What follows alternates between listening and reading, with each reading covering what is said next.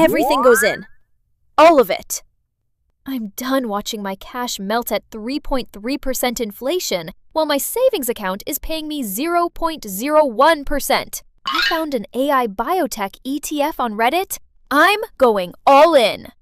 Emergency vet fund into a Reddit ETF.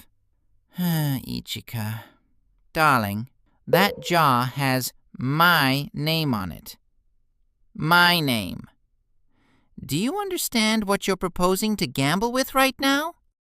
Ichika, look at me. I need you to hear this. Before you do something we can't undo. You're not building a portfolio, really. You're loading a catapult with our rent money and aiming it at the moon. Look, the energy, it's perfect. I love that. But the structure is missing. And without structure, a fence is just a faster way to lose, right? But you told me the inflation thief is real. I have to do something. I can't just stand here and watch our future dissolve. You're right. The thief is real. But here's what nobody tells you. There are actually 2 threats to your money. Wait, there are 2 threats? If there are 2 threats, why do most people only prepare for one? Because one of them isn't as obvious until it already hurts. Exactly. Inflation is slow. Panic is fast. And here's the part most people never realize. Both of them are built into the system. Wait, panic? I thought the danger was losing value, not myself. That's the mistake. Most people don't lose in markets. They lose when they can't handle themselves in the market. So, the market isn't the problem. We are. Exactly. So, let's fix that. To the whiteboard. Before I show you the 3 buckets, I need to prove to you why having just one pile of money, even if it's invested, is dangerous. Ichika, picture this. It's 2022. Market is down 25%. You lose your job the same month. Okay, that's bad. Now, you have no emergency fund. You need cash in 2 weeks for rent. What do? I have to sell my investments when they're down 25%. You didn't just lock in a loss, Ichika. You locked in an ending. The market recovered in 2024, but you weren't there to see it. Why? Because you pressed sell at midnight during the crash. Because I didn't have a choice. I had to pay rent. I couldn't tell my landlord to wait for a market recovery. So in this all-in plan of yours, I'm the first one sacrificed? I didn't realize my salmon budget was collateral for your Reddit bets. No, I was so focused on the 3.3% inflation thief that I didn't see the 25% cliff right under my feet. Chao, what did you call that? Sequence of returns risk. Professionals know that a crash doesn't kill you. Forced liquidation does. My job isn't to help you predict the crash. It's to give you a force field so you're never, ever forced to surrender. A force field. I like that. Does it come with a roof? Because I'm quite partial to roofs. It will. Show me the first bucket, Chao. I'm ready to build. Bucket 1. The static bucket. This is your emergency fund. It's boring, it's liquid, and it does not move. Rule 1. 3 to 6 months of actual living expenses. Not income, expenses. What it costs to keep your life running if every source of money disappeared tomorrow. Okay, but how do I even calculate that? Like, I know I spend money, but I've never actually added it up properly. Good instinct, but you don't find the baseline in your head. You find it in your bank statement. You too. Do we have to? Looking at my late-night sushi history is a special kind of trauma. Facts do not care about your sushi trauma, Ichika. Open the app, go back 3 months, add it all up, rent food, those streaming services you forgot to cancel, everything. Total divided by 3. That's your monthly baseline. Multiply by 3 for your safety floor, or by 6 for your fortress level. Divide by 3, multiply by 6. Oh, that is a much bigger number than I thought. I've been living on a prayer, haven't I? You were living on my luck. Now drop your number in the comments. I'll be watching. If a cat can track his ocean's finest expenses to the cent, you have no excuses. Don't be shy. High, low, or 0. It's just a starting point. Tell us your target. We're reading every single one. For the record, my monthly baseline is approximately 4 jars of ocean's finest, premium grade, non-negotiable. I have already done the math. The number is significant. But Chao, it still hurts.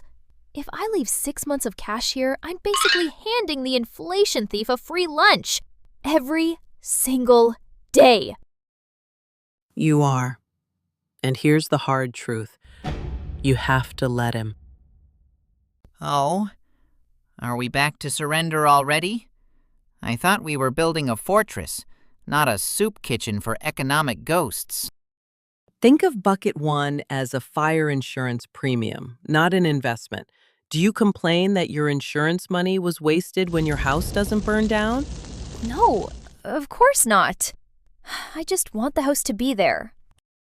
Exactly. The cost of this bucket is losing 3.3% to inflation. The cost of not having it? Selling your 20-year dreams at a 25% loss because you needed rent money during a crash. Now, tell me, which thief is more dangerous? One steals a snack, the other steals the kitchen. I prefer the thief who leaves the stove alone. Okay, I get it. It's not wasted money. It's the price of staying in the game. It's the cost of my peace of mind. Bucket 2, the safety bucket. This is for goals in the next 1 to 3 years. A house down payment, a wedding, a career transition fund, Haru's annual gold-plated checkup. Money you know you'll need and when you'll need it. Okay, but if this money is just sitting here for 3 years for my kitchen fund, it feels like such a waste. Can't I at least put it in something half safe? Like something that grows a little bit so I don't feel like a loser? I get it. That half-safe middle ground feels like a win, but it's actually a trap. Think of this money as a prepaid debt. It's already promised to your future self. When you need to pay the contractor in 6 months, you don't need a chance to win. You need the certainty of showing up. Prepaid debt, huh? So what you're saying is my salmon fund isn't an investment portfolio. It's a contract. If you gamble with my snacks and lose, it's not a market correction. It's a breach of cat law. Exactly. And cat law is no different from market law when your deadline is fixed. Let's say you ignored Haru and put your house down payment in equities anyway. 18-month timeline. Then the market drops 30% at month 18. What do?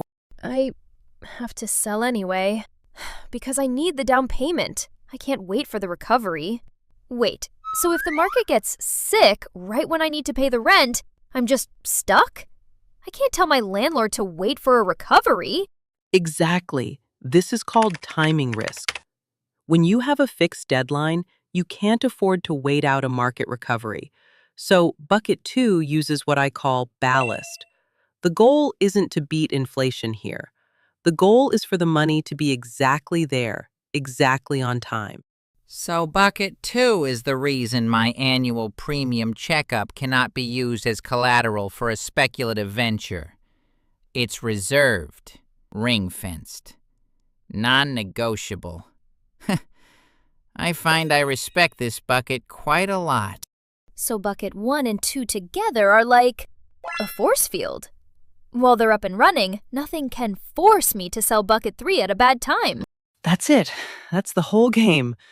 You just said the thing that takes most people years to figure out. Buckets 1 and 2 aren't where you grow wealth. They're where you protect your ability to stay in the game long enough for bucket 3 to do its job. Bucket 3, the growth bucket. This is the only money on the pitch. 5 years minimum, 10, 20 years ideally. And because buckets 1 and 2 are fully loaded, you have a superpower most investors never develop: patience. This is where my strikers live. This is the 20-year fund. Exactly. And here's what that structure really does. In 2022, when the market dropped 25%, Yeah, that year hurt. right, but now imagine two people in that exact same crash. One of them has 3 buckets. He looks at his growth bucket going red and thinks, I don't need this money for 15 years. Let it recover. How wonderfully boring. Exactly. Now, the other person, no structure, same market, same drop. Let me guess. Panic? Panic. He sells at the bottom. Ah, yes. Throwing away the whole stake just because the first bite was a bit cold. Truly, an inspiration to us all. Same crash. Completely different outcome. One person lost permanently. The other one didn't. That's kind of brutal. It is. And here's the part most people get wrong. It wasn't intelligence. It was structure. So the difference wasn't who was smarter. It was who didn't have to act. Wait, so the real advantage is Not being forced to make a bad decision. off the whiteboard. Okay, I did it. Static bucket is exactly 4 months of expenses. Safety bucket has the kitchen fund and the Haru fund. Growth bucket. This is it. This is the money that gets to go play. And I feel surprisingly calm about it, which I did not expect. That calm is the whole point. The best risk adjustment isn't fancy hedging. It's knowing your life won't collapse no matter what the market does tomorrow. You've built the fortress. Now we can talk about what goes inside it. All right, your turn. While this is fresh, open your banking app. Add up your last 3 months of expenses, divide by 3, that's your monthly baseline. Multiply by 3 for your minimum static bucket target. Is your savings account already covering it? Let's do a quick status check in the comments using just emojis. Shield if you're fully covered, brick if you're still building, or SOS if the bucket is looking a little dry. No judgment here, just a reality check for all of us. I have computed my own static bucket. 12 jars of Ocean's Finest. 3 months of non-negotiable baseline. Safety bucket. Annual vet fund. Growth bucket is being managed by Chao with appropriate fiduciary care. The system works. I endorse it. You're welcome. Next episode, we open the growth bucket and head to the pitch. Time to build Ichika's financial dream team. See you there.